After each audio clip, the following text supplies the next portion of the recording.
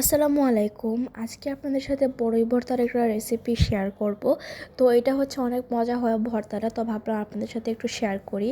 তো এই যে দেখতে পাচ্ছেন অনেকগুলো বড়ই নিয়ে নিয়েছি। এখানে কিন্তু কাঁচা পাকা দুই রকমেরই বড়ই রয়েছে। শুধু পাকনা বড়ই দিয়ে ভর্তা বানালে কিন্তু এত একটা মজা হয় না, সাথে কাঁচা বড়িও দিতে হয়, তাহলে হচ্ছে একটু টকের ব্যালেন্সটা হয়। তো এখানে হচ্ছে আমি কাঁচা পাকা মিলিয়ে অনেকগুলো বড়ই নিয়ে নিয়েছি।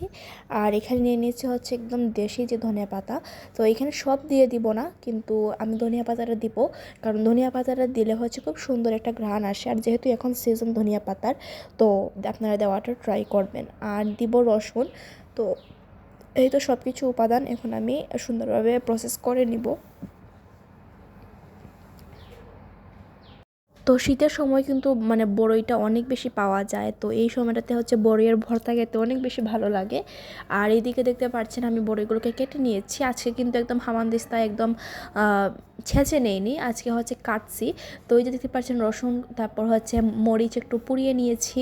তো এখনও দেখতে পাচ্ছেন এখানে ধনিয়া পাতা, তারপর লবণ। তো এখন এই সবগুলোকে আমি সুন্দরভাবে মিক্সড করব। আর বড়িটা কিন্তু দুইভাবে ভর্তা করা যায়, একটা হচ্ছে হামানদিস্তা একদম ছেঁচে, আর একটা হচ্ছে এভাবে কেটে। তো যার যেটা ভালো লাগে এভাবে করবেন। তো আজকে আমি অন্যদিন হচ্ছে হামানদিস্তাই করি, তো আজকে হচ্ছে একটু কেটে ভর্তা করলাম, তো আমার কাছে ভালোই লেগেছে। তো এখন হচ্ছে এই সবগুলো আমি খুব সুন্দরভাবে মিক্সড করে নিতে হবে। আর আসলে মাখানোটা যত বেশি সুন্দর হবে, এটা কিন্তু খেতেও তত বেশি ভালো হবে। তো সুন্দরভাবে মাখানো ট্রাই করবেন। তো এই যে দেখতে পাচ্ছেন আমি এখন মাখানো শুরু করে দিয়েছি, আর এখন খুব সুন্দরভাবে আমি এটা মাখিয়ে নিব। এখানে দিয়ে দিচ্ছি রসুন কুচি। আর বড়ইটা কিন্তু আমাদের সবারই অনেক বেশি পছন্দ, যেহেতু টক জিনিস, আর টক জিনিস খেতেও অনেক বেশি ভালো লাগে। তো এই তো এর জন্য সব কিছু একসাথে সুন্দরভাবে আমি মাখিয়ে নিচ্ছি। আর এখন মরিচটা দেখতে পাচ্ছেন একদম গুঁড়ো করে নিচ্ছি। আর বড়িটা কিন্তু অনেক হেলদি আমাদের জন্য, তো আমরা সবাই ট্রাই করবো বড়ি খাওয়ার জন্য। আর এদিকে কিন্তু আমি ভর্তাটা একদম মাখিয়ে নিয়েছি, আর এই ভর্তাটা অনেক মজা হয়েছিল। আর সবাই আমরা খেয়েছি, আমাদের সবার কাছেও অনেক বেশি টেস্টি লেগেছে ভর্তাটা।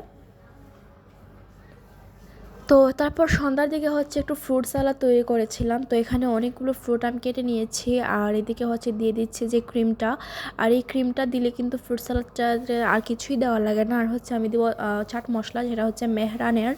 তো আমরা হচ্ছে চাট মশলা, মেহরানের চাট মশলাটা খাই, এটা হচ্ছে পাকিস্তানি একটা ব্র্যান্ড। তো আমার কাছে বাংলাদেশি চাট মশলা থেকে ওই মেহরানের চাট মশলাটাই সবচেয়ে বেশি মজা লাগে। আর এদিকে হচ্ছে আমি সব ক্রিম দিয়ে দিচ্ছি, আর ক্রিমটা বেশি করে দিলে কিন্তু এটা বেশি ক্রিমি হয়, খেতেও দারুণ লাগে। আর এই ডেজার্টটা হচ্ছে আপনারা ঈদে বানাতে পারেন, ফ্রিজে রেখে ঠান্ডা করে খেতে কিন্তু অসম্ভব মজা লাগে। আর এদিকে হচ্ছে একটু রেড জেলি দিয়ে দিচ্ছি, আর এই জেলিটা দিলে কিন্তু এটা দেখতেও সুন্দর লাগে আর খেতেও দারুণ লাগে। তো এখন হচ্ছে আমি এই সব কিছু মিক্স করে নিয়েছি, আর এখানে এই যে দেখতে পাচ্ছেন দিয়ে দিচ্ছি মশলাটা। আর চাট মশলা ছাড়া কিন্তু এটা খেতে ভালো লাগবে না, তো অবশ্যই আপনার চাট মশলা দেওয়ার ট্রাই করবেন। আর যাদের কাছে হচ্ছে ক্রিমটা অ্যাভেলেবল থাকে না, তারা হচ্ছে যে হুইপড ক্রিম, ভিভোর যে হুইপড ক্রিম বা যে কোনো ব্র্যান্ডের যে হুইপড ক্রিম, ওইগুলো জাস্ট একটু বিট করে ফ্রুটের মধ্যে দিয়ে দিবেন, তাতেই কিন্তু আরও বেশি মজা হবে।